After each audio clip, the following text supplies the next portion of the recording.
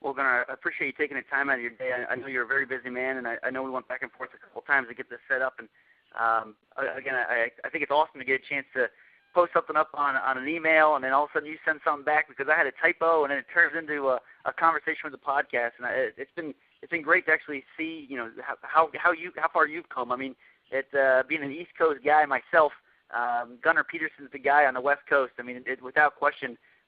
When people talk about personal training, it's the first person that pops in my head when you start talking about California and that whole area. So if anyone had any questions about the podcast, where would they go to find out more information about you or some other questions that they might have?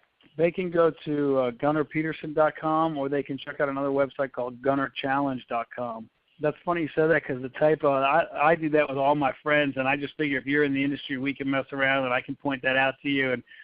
And you took it well, and I would expect the very same from you too, by the way. If you see a typo in my text, feel free to hit me up and, you know, smack me in the back of the head. No, I agree. I thought as soon as it came through, first of all, I thought it was a joke, because I was like, it's Gunnar Peterson is emailing me.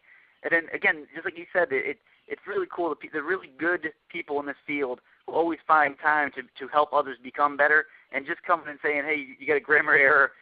Again, now I get a chance to sit down and think about it every other time. Right before I hit send, I'm like, Gunner's reading this. I got to pay attention. I try to read everything. I mean, it comes through, and sometimes I read stuff, or something will go into my spam file even, and I'll look at it and go, hey, what's this diet? How come I, and I, wonder why my computer sent it over there, but I'll definitely look at it. And again, you take one thing away, you take one funny.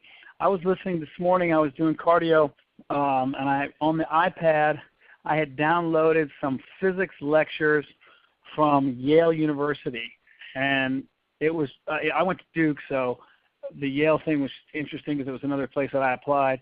And this guy he created some hilarious analogies in welcoming the physics class, and there are things that I will definitely use in terms of excuses for why their homework wasn't due. And he said, look, I mean, if you had a transplant, that's fine. I would like to see the organ that you removed just to make sure.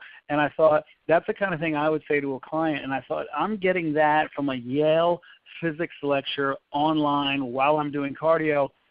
You should be out there doing everything. You should be out there paying attention and learning and taking things that will make your clients realize, look, there are a lot of excuses you can come up with, but they better be pretty good.